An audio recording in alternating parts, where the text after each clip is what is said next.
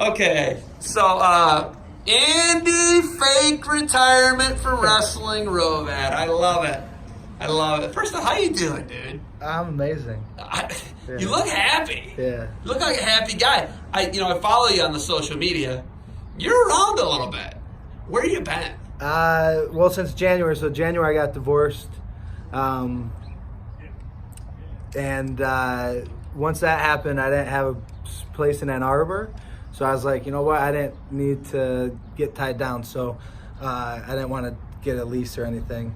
And so after January, the divorce was final. 2 days later, I moved to New York City. I was there for 32 days. I worked 32 days straight. I had 6 hours off one afternoon where I did jiu-jitsu at Marcelo Garcia's. I was working for my friend's company, State and Liberty. They make athletic fit menswear. And him and his father were, Stephen Fisher is his name. Him and his father were business partners with Jake and I in Double Leg Ninja and Base. And we just had such a good relationship, and Jake and I convinced him to quit his job when he was 22 and work with us full time. And so he quit his job with the Detroit Tigers. And when we had an off season with Double Leg Ninja, we were like, hey, do whatever you want. And so he started this company, State and Liberty, and him and one of his college buddies. And now they're doing really well. And I went out to New York City to help him open up his first retail store, permanent location. And so they have a lease in right by Soho in North Little Italy. So Manhattan. Yeah, Manhattan. They're on the island. They're on the island. Okay. They're big time. They have a big billboard. Yeah, when you get to Manhattan, that usually means that's what that means, Andy. Yeah. I think you of all people should know that, right? Right. And then they just signed another permanent location. They have a 3-year lease in Georgetown, DC. And so they got 2 locations. Yeah, and they're expanding. DC and New York City. Yeah, and they're the going 2 most to expensive Boston, places. Chicago as well. Oh, hey, go to San Francisco while you're at it. They're looking. Okay, they're of course. Well, it sounds like they're doing really well. shaking. Yeah, so I was in New York, and it was amazing. I never did retail, but I understood, and I figured out to work with them, and we figured out their inventory. We renovated the store. We built some displays. We built dressing rooms. It was really cool.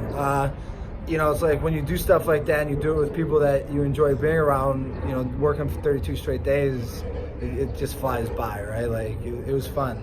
And I love the product, I have some of the first prototype shirts, right? And now they go from shirts all the way to full custom suits. And check them out. It's a wrestler, big, huge wrestling supporters. Him and his father, they always go NCAAs and support Michigan, and just good people. But yeah, I was out there, and then I went to Switzerland. I treated myself for getting divorced. First off, that place is awesome. Switzerland's Did you go to amazing. Interlaken? I did not. Oh my! You've totally cheated yourself. And I know. But so after I got divorced, I was feeling sorry for myself, and I was like, you know what? I want to do something that I've never done before, and so I wanted to teach myself how to snowboard. And I always had this I made it up in my mind years ago. I told Herbert and some other people, I said, first time I ever ski or snowboard is going to be in the Swiss Alps. And so sure enough, I got divorced, and I treated myself to a nice little vacation, and I taught myself how to snowboard in 2 weeks in the Alps. And so I went to 6 different cities, went all around the country. I bought a train pass, and I just went around. It was great. You could have learned to snowboard at Boston Mills, Peak and Peak. You could have put the training wheels on, right? Oh yeah, I went straight up. You went big. I went big. You went big. I went big, and I'm alive. Okay. And so I was there 2 weeks, and then I went to Arizona for spring training with State and Liberty. We have a lot of Major League Baseball clients, and so I went. Tried? No, we couldn't get into it with the Indians. Really? Yeah, it's a shame. Disappointing. I know. Disappointing. Okay, so let's just talk Beat the Streets real quick. Yeah. We're here for Beat the Streets. Right. We can talk for hours about this, which we will. You're going to come and eat dinner with my family. Absolutely. You're staying on the east side. We live on the east side. But Beat the Streets, coming in here, your journey was not the typical journey. No. You're from inner city East Cleveland. Yeah. Right? You would have gone to Collinwood High School, but they didn't have high school wrestling when you were in high school. Right. Right? All the Cleveland public schools, they for some reason didn't have wrestling for yeah, they had late it. 90s. Yeah, they had it late 80s, 70s, 80s, and then they got rid of it in probably when I was in middle school, junior high. They got rid of so wrestling. Weird. I didn't know that. Yeah. When you said that, okay, so you're talking about your journey today. It's similar to a lot of the kids that are here's journey. Right. Right. You're from the inner city part of Cleveland. Coach Vontae, he was a guy that he talked about being from the inner city, but it's not usually the easiest thing to go to the University of Michigan from the inner city. You know that, right? I mean, you obviously get that. There's a lot of barriers. Yes. But, you gravitated towards, I love your average of friends. That's a great rule of law. But you found people to train with. From Twinsburg. Right. You're all over, right? You're Lake Catholic. And then you end up at St. Edwards. How much of a springboard was St. Edwards to get you out of inner city Cleveland? Well, I mean, that decision when I was in 8th grade of where I was going to high school, because Collinwood wasn't an option. Like, it just, wrestling aside, it just wasn't an option for me to go to Collinwood High School. I would have not fit in. It would have been very difficult. I would have been a tiny minority. And so choosing between Lake Catholic and St. Ed's, when I chose St. Ed's, and even a little bit to a degree, Villa Angela St. Joe's. My dad went to St. Joe's. I was 2 miles from my house, right? But the decision to go to St. Ed's was probably the greatest decision I've made in my life, and I could point it to that as an 8th grader making that decision, because if I didn't go to St. Ed's, like, and that the thing with, and so I'll circle back up with Beat the Streets. The thing I tell people all the time, you could have 2 programs could have the exact same training curriculum, and it could be the best training curriculum in the world, and it could be Beat the Streets, and it could be St. Ed's, and it doesn't mean that people are going to have the same path, because you are only able to understand what your realm of knowledge is, right? And then you could go a little bit beyond that, right? And so, like, I always use the example, like in Collinwood, like if you start a wrestling team in Collinwood, like, yeah, you're trying to teach them wrestling, but they don't even understand that they could go to college, let alone use wrestling to get to college. Well, St. Ed's, they're like, okay, well, not only are you going to go to college, you're going to use wrestling to get you to college, you're going to use wrestling if you want to be an All-American, to be a national champ, to be a world team member, Olympian. And so the realm of knowledge at St. Ed's now goes all the way out to Olympian, right, since I made that team. So people understand, you go there, this is what you could possibly do. Well, here, I love working with Beat the Streets because they don't know what that possibility is. And now you see it in New York. When New York started, they didn't have people going to 4-year colleges. Well, now they got people going to 4-year colleges. They have people going to junior colleges. They have people going to, like, placing at junior nationals, right? So now they've had their first New York state champion from the inner city of New York. So, like you're saying, your realm grows wider. It goes and encompasses more. It does. Similar to what you did at St. Ed's, right? Yes. You knew you could win an NCAA title. You went to St. Ed's, you knew that it had guys, Freed, right? You had guys. You had Heffernan, Freed, you had Heff, right? You had all these guys, right? Rick Hepp, I think, was NCAA. Yep. You had guys, so you had people to look up to. Right. So when we look at it, ultimately, you're going to eventually probably work at some capacity with a Beat the Streets or a type of organization like that. Yes. Andy, fake, I got out of wrestling, Hrovat, right? Right. I knew it's like the mob, dude. It draws you right back. And you try to get out, you can't get away. But, like, ultimately, what do you want a kid to get out of here? Your journey's ultimately way different than others. Kyle Cannell's coming in next week. He's from Ashtabula, right? Right. Ultimately, what do you think a kid gets out of an organization like this? What could Andy Hrovat impart or give to someone, even if it's at the administrative level, all the way down to the coach level? What do you want him to get out of these organizations? Well, the greatest thing with Beat the Streets, and I've had offers to go work with Beat the Streets, and I have friends that work at Beat the Streets, and it's like, the thing that I want to do is I want it to be easy for the people who want to volunteer, right? Because part of it's not just a barrier of entry for athletes in terms of, like, resources. There's barrier of entries for people volunteering, and it shouldn't be hard, because what I want people to get out of it is, I don't want people to be the best wrestlers, right? I could provide the greatest training curriculum in the world, and I can say, okay, well, if you follow this and this is what you want, then you're going to be able to take advantage of it. But my biggest thing is I want people to learn. And if it's through wrestling or anything else, those characteristics, they move into other areas of the sport, right? Because the 5 things I talked today about controlling, you control yourself, you control your environment, you control your attacks, the situation, and then the finish. That could go to volleyball, it could go to field hockey, basketball, baseball, football, right? Like, you could control yourself. How do you control yourself for that sport? How do you control the field for that sport? How do you control the attacks for that sport? How do you control the finishes for that sport? Your spikes, your bumps, right? Like, different things are, it just breaks down easy. And I just want people to understand, like, hey, if you want to get better at something, here's the path, right?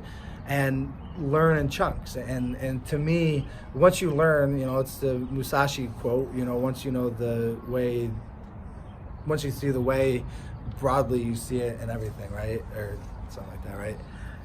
I get what you're saying. Yeah, right. And so that's what I want them to understand. Is like, it doesn't have to be wrestling, but it has to be something. Because it translates to everything, like you're just saying. It goes to everything. It goes art, to volleyball, goes to basketball. Yeah, even music. I can teach music. I have no idea, right? Like, I understand it. I understand the transitions and what you can control in music, but I couldn't tell you what a note is. But you can figure it out in Right. 3 to 6 months. Right. I mean, you're an Olympian, for Pete's sake. I think that you take that passion and you channel it in other things. I think you just love wrestling so much. I do. You started telling a group of kids from Cleveland today about moving to a region of Russia and having no language skills. None. You just listen.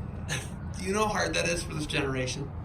That story is not easily relatable. I'm not going to lie to you. When you're telling it, I'm like, not everybody can do that. And I tend to consider myself kind of intelligent. No way, man. No, I was over there for 2 weeks. Getting back, I was like, oh man, hearing English again is really neat. But you figured it out, right? You figured out a lot of the language, right? No. I figured out the basics. No, I tried my best. I tried learning Rosetta Stones. I bought little kids books because I was like, little kids so I'd color and I'd do like these little tasks, like how to learn.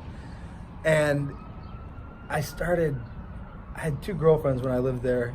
One didn't speak English, so I was really trying to learn my Russian. And so we would just hang out and that's talk. Next level. I gotta give you a lot of credit for that. You're a good looking dude, but I know you're that good looking. Well, she's my hairdresser. She cut my hair and then she started hitting on me. Even better. Right? She was like, hair. well, I did back then. Curly hair, right? The curls, right? And then I started dating another girl in January, and she spoke English, and it wasn't. And so I moved there at the September after the Worlds. And it wasn't until January she's like, we have our own language, right? Like, we don't speak Russian. I was like, that's why I don't understand anybody. I was like, I've been trying to listen and pick everything up and talk. And she's like, we don't speak we don't speak Russian. We speak our own language. And so they speak Ossetian, which is Farsi. It's a dialect of Farsi from Iranian. Right? Yeah, Iranian. 1800 years ago. Okay. Last thing. Where are you next? Where does Andy Hrovat end up next? Where's next? Where's the next trajectory take you? Arizona, Switzerland, Russia, Ann Arbor. Yeah. No, Ann Arbor's always going to be there. Ann Arbor is one of the loves of my life. Okay, I love it too. My wife's from Ann Arbor. Yeah, I see when you go up there. No, so right now I'm just trying to. I have a couple projects that are ongoing that I'm finishing up the next couple days. Some web development stuff, and I partnered up with a tech company out of Arizona called Congenius, and we have all types of web solutions for businesses. And I finally, after retiring from wrestling, I finally, from coaching, but I'm teaching now, right? It's a different capacity. But I finally have a tech company that is able to build what base wrestling should be. And so I've been talking with Beat the Streets National, and my plan by the end of the month of April is to move to New York City for 6 months and help Beat the Streets build out their national coaches curriculum, and then build the platform for it online, and then build the technical videos and instructional videos, build the platform for them online, and then do the training curriculum for all the age groups: high school, middle school, junior high, youth, and then the youth non-wrestling physical literacy class. And so we'll have 5 different types of levels, and so I'm going to build all that out with Emma Randall with Beat the Streets, and her and I are going to just get it done, and then we're going to be able to replicate it for every Beat the Streets. Because again, what you want, I believe that I spent 8 years breaking down the sport of wrestling and creating the easiest coaches education and technical teaching curriculum to allow anybody to do it. And so if we could work together and I could give them all my intellectual property, which I'm going to do, the tech company I'm working with will be able to build out the website. And so long-term goal is to allow Beat the Streets to hold that intellectual property and license out their curriculum, because right now they're the only wrestling organization in the country that has full control of their education and curriculum start to finish. And so they could show what they've already been doing with New York and say, hey, we're successful by doing it this way. If you want the resources that we have, you can license our program from us. And so the tech company is going to be able to replicate building out pages for communities nationwide to have members and the access to the technique and curriculum and all that stuff and educational videos. And so that is my long term, because that, to me, it was never about coaching. Coaching was just about proving I can do it. I did it. I didn't, once my marriage suffered from it, and I was just like, I have nothing else to prove. Coaching, I want to be able to coach coaches and teach them. And because we don't need to reinvent the wheel. I've said it a million times on training. What we need to do is say, look, like, if you just follow this path, if you just follow this teaching, then your time doesn't have to be learning and understanding how to train somebody. It's building the relationships. Because today, like, I didn't have to focus about teaching people. Like, today I was just talking to kids and inspiring them, saying, tell them good job, right? Like, you want to, as a coach, you want to build those relationships and bring them back, whether it's with the parents, the kids. You want them coming back, and you want them, because sometimes, like, especially Beat the Streets, kids just need to know that you care, right? And so, like, if a coach is so flustered because they don't know what they're doing, they're not just going to be able to show kids that care, right? Like, Urbis was the greatest example of it. Like, he showed kids that he cared, but he had other people that were able to do things. He delegated, right? He didn't have to do everything. And so it's like, you need that type of business. And it also interacts with, like, the NWCA, because they have a great CEO type program of, like, teaching people how to accept that they can't do everything and say, look, get people around you to help you. And then you guys are all going to do this. And you can leave tomorrow, Zeb, but the training's always going to still be there 20 years from now. And the community is going to be better because of it. And that's my immediate goal, is to go work with Beat the Streets. While I'm doing that, I'm going to start training jiu-jitsu at Marcelo Garcia's, and I'm going to be documenting it. I'm going to do a 3-month training camp. And am I invited? Am I invited to come to document it, or what? Well, I haven't got anyone to do it yet. But no. I don't know. I'm not going to spend time away from my family. Right. Okay. Yeah. Can I come and check it out for a couple days? Yeah. That's what I'm asking. Yeah. No. I'm not ditching the family to go catch Andy's jiu-jitsu career for 3 months. I want to. No. But I love him. No. So what's going to happen is I'm going to use Martin's new platform, Rockfin. Okay. And so I'm going to do some training stuff. And just talk about how the technical aspect of my learning and training could relate to any martial art, any grappling, and say, look, here's how I'm going to approach jiu-jitsu. This is based on base wrestling, and so it's going to be like, kind of like, hey, I'm working with Beat the Streets, I'm doing this, and I want to just compete one time, not to compete, but just to be like, hey, I could do this. I think you can do it. I think you can do it at a very high level. I'm just putting it out there. No, I can do it. I've trained with people. I can do it at a really high level, but I just want to enjoy it and say, look, like, this is the path that I'm going down, and I'm preaching it, right? Because right now I don't have full physical literacy, so I'm going to have to work on my physical literacy before I work on technical stuff. And I'm going to have to go through the whole cycle of training my metabolic pathway. Just so you know, it's going to be like the level you're going to pick it up at, and the speed is going to be breakneck, and like they're going to be like, oh, they're not going to believe it. How can you? It's because your physical awareness is so. Well, not just that though, but the technical aspect. Yeah, but the technical aspect too is like, and that's why I could give my intellectual property to Beat the Streets, because I don't think anybody's ever broken down technique based on control and direction. That's the most basic form of how you could teach technique, and so. You have your directions of attack, what you can control, and then directions of finish. And so I want to understand jiu-jitsu just like that in terms of wrestling. And it's like, okay, well, that's why I'm going to get good, is because I know exactly what to focus on.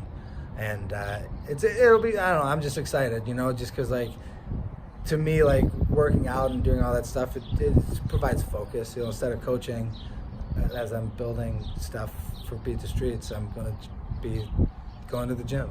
Oh, man. Can't wait. I'm pumped. I'm stoked. I got to get there now. All right. You got anything else for me? No, just Any more fake wrestling retirement news that's not real? Or... Dude, Well, I'm sorry. It's just, I knew it wasn't going to last. It's like the mob. It drags you right back Well, in. I was never getting out. I was retiring from coaching. Okay. I'm going to teach now. Okay. All right. I want to be the greatest teacher to teach the sport of wrestling. Okay. Right? I like it. Yeah. I'm in. I'm going to document a bunch of it. Are we good? Yeah, I would love to. Okay. All right. Hey, thanks for the time. Thank you, Zach. Coming out for dinner this week sometime Absolutely. before you take off. Love seeing you. Love talking to you. You're the man. Glad to have you back in wrestling at some level. All right. Yes. All right, for sure. Silent H. You're the man.